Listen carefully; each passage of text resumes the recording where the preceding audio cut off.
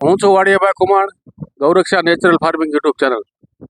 આજે હું બોટાદ જિલ્લાના ગઢડા તાલુકાના પાડાપડ ગામે બહાદુરભાઈ બી ગઢણિયા એમના ફાર્મ ઉપર આવ્યો છું.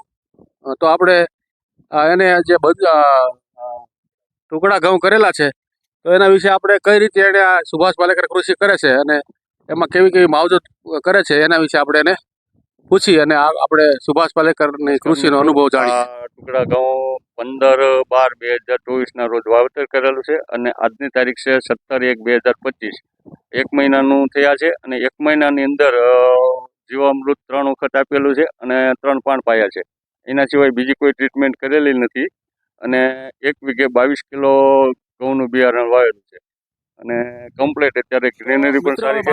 આપણે એ પૂછીએ કે એમણે આ સુભાષ પાલેકર કૃષિ કરવાની પ્રેરણા ક્યાંથી મળે કે આ ઝેરમુક્ત ખોરાક છે, ઉત્પાદન જે ખેતમાં થાય છે એ ખેતરનું જે ઉત્પાદન ઝેરમુક્ત છે, તો આ ઝેરમુક્ત ખોરાક નું મહત્વ અને સુભાષ પાલેકર કૃષિ કરવાની ક્યારે ચાલુ કરી અને કોના દ્વારા પ્રેરણા મળે છે આપણે પૂછીએ બહાદુરભાઈ. મેં શિબિર થયેલી હતી અને એ શિબિરમાં મેં ભાગ લીધો હતો. એના પછી 2019-20માં લગભગ ડીસામાં એક શિબિર થયેલી હતી. ત્યાં પણ 6 દિવસની પૂરી શિબિર કરેલી છે અને પછી વડતાલની એક ઓનલાઈન શિબિર કરી. ટોટલ મેં સુભાષ પાલેકરજીની 3 શિબિર કરેલી છે અને 2017થી હું સુભાષ પાલેકર પદ્ધતિ કરું છું. મારી પાસે આ જે 30 વીઘા જમીન છે, 30 વીઘામાં ટોટલ સુભાષ પાલેકર પદ્ધતિ કરું છું. આ બાજુમાં કપાસ ઉભો છે એ પણ સુભાષ પાલેકર પદ્ધતિમાં જ કરેલો છે. છેલ્લા 8 વર્ષથી ગયા સુભાષ પાલેકર પદ્ધતિ કરું છું. બહાદુરભાઈ, આપણે એ જાણવું છે કે આ સુભાષ પાલેકર કૃષિમાં જીવામૃત જે છે એનું જે પરિણામ છે એ કેવું તમે આ લ્યો છો આમાં તમે જીવામૃતનો ઉપયોગ કરીને?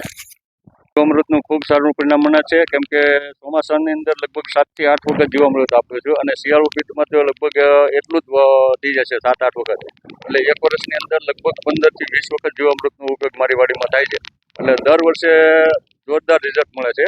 આ સિવાય બીજું કોઈ વસ્તુ આપણે વાપરતા નથી અને દવા જે કંઈ જરૂર પડે એ આપણે જાતે જ બનાવીએ છીએ અને એ જ દવાનો ઉપયોગ કરીએ છીએ. મિત્રો, આપણે બહાદુરભાઈને એ પૂછીએ કે આમાં તમે સુભાષ પાલેકર કૃષિ કરો છો તો ઘણા લોકો એવું કહે છે કે આમાં ઉત્પાદન ઘટે છે, તો તમારું શું કહેવાનું છે? આમાં ઉત્પાદન ઘટે કે વધે?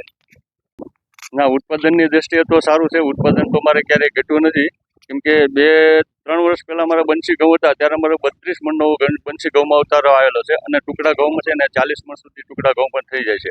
એટલે ઉત્પાદનની દ્રષ્ટિએ કોઈ ટેન્શન જેવું નથી. બહાદુરભાઈને એ પૂછીએ કે આ જે ખેતીનું જે ઉત્પાદન આવે છે, કપાસ તો તમારે જે કાંઈ બજારમાં વેચવો પડે કેમ કે એની કોઈ, પરંતુ આ તમે ઘઉં જે બનાવો છો ટુકડા ઘઉં અને જે ઝેરમુક્ત અને સુભાષ પાલેકર કૃષિ આધારે બનાવો છો, તો એનો તમારે ગ્રાહકોને કઈ રીતની વ્યવસ્થા છે?